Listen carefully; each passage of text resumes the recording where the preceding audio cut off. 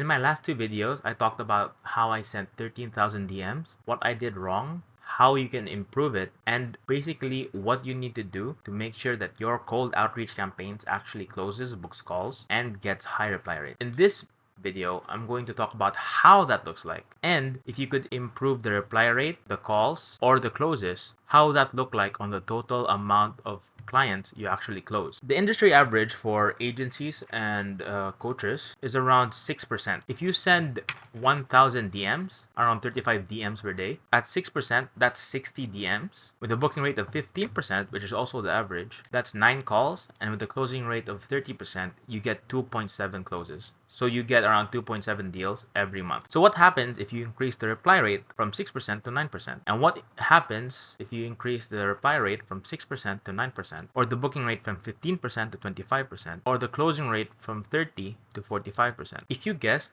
that all of them would have the exact same impact, you would be right. Whether you improve the reply rate, just the booking rate, or just the closing rate, the benefits you get are almost identical. So what that means is if you had to improve just one of these things, which one would you improve first, why, and how? So if you want to improve your reply rate, you need better openers. If you want to improve your booking rate, you need a sales flow. And if you want to improve your closing rate, you need to get better at sales. For my own outreach and my clients, this is the checklist I go through to make sure we hit the right KPIs and we actually get calls. So first off, the reply rate has to be a minimum of 6, and if it's less than that, I need either a more general opener or a stronger opener. A general opener can be as simple as, can I ask a quick question? And a stronger opener usually means sending over a free lead magnet to encourage people to reply. If it also sucks, it could be the wrong ICP, and this happens if the market is untested, ergo, this isn't the usual ICP of your client, or if the ICP auto-replies a lot and they don't actually come back to check on you again. The good news is that the reply rate is the easiest one to fix. You can really get this up all the way to 11% or 9%, but you run the risk of increasing your reply rate but decreasing your booking rate because the people who are replying are not the kinds of people you want to work with because you're asking general questions. So the good rule of thumb here is you can increase the reply rate as high as you want as long as your booking rate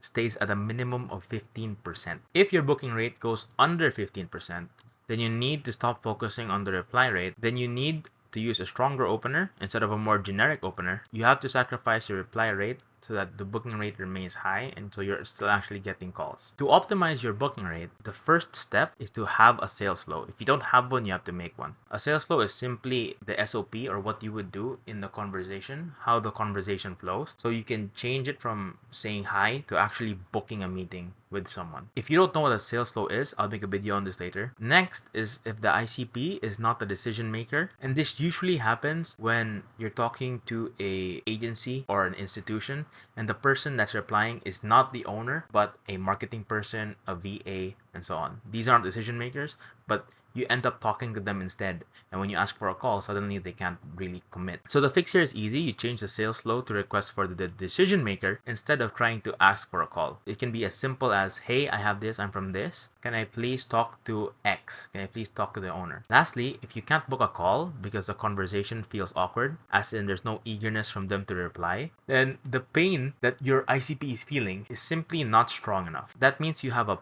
angle problem of your solution, or you have an ICP problem again because you're working and messaging wrong leads or an untested market. Solving the angle problem is all about emotion or logic. It's an emotional problem when your offer or your client's offer is a qualitative solution, as in, hey, I'll make your life better. That's an emotional problem. That's an emotional angle, and you have to target the pain points that lead to the emotion. If your solution is numerical, as in, I'll get you X amount of clients, I'll get you X amount of sales, I'll improve your sales process by this and that, that's a logic problem, and your opener needs to have some kind of number that ties directly with the pain that your solution solves. Lastly, your close rate must be at least 30%. If it's below 30%, it's either because of bad unqualified leads, in which case you need to improve your booking process and your lead filtering process, because if you're getting unqualified leads at this point, everything you do here is going to be a waste of time. If you have good quality prospects, as in they can afford your solution and they actually have the problem, you just need to get better at sales. It's because you have a bad sales skill or a bad sales process during the actual call,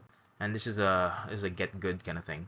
Now, before I end the video, this is going to be for the agency owners who are actually doing the outreach. And the gold nugget that I want to share is that sometimes a lot of the problems you encounter are unsolvable. For example, the ICP is just not on Instagram. The ICP only does auto replies. The ICP doesn't reply, it just does auto replies. The ICP is almost never the decision maker. So you're talking to institutions, and instead of reaching the owner, you're only talking to the marketing person or the marketing head. And to be frank, these problems are basically impossible to solve.